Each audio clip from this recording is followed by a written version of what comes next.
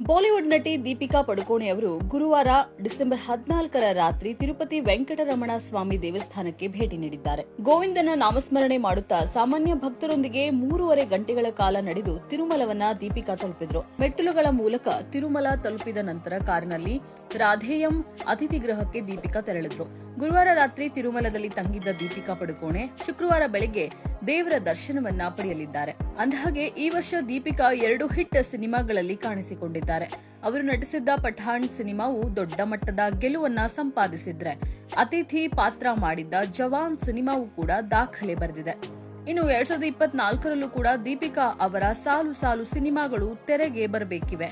ಜನವರಿ 25ರಂದು ಋತಿಕ್ ರೋಷನ್ ಜೊತೆಗೆ ದೀಪಿಕಾ ನಟಿಸಿರುವಂತಹ ಫೈಟರ್ ತೆರೆಗೆ ಬರಲಿದ್ದು, ಆ ಸಿನಿಮಾದ ಮೊದಲ ಹಾಡು ಇಂದು ಬಿಡುಗಡೆಯಾಗಲಿದೆ. ಈ ಹಿನ್ನೆಲೆಯಲ್ಲಿ ಅವರು ದೇವರ ಆಶೀರ್ವಾದ ಪಡೆಯಲು ದೇವಸ್ಥಾನಕ್ಕೆ ಬಂದಿದ್ದಾರೆ ಎಂಬುದು ಮೂಲಗಳ ಮಾಹಿತಿ.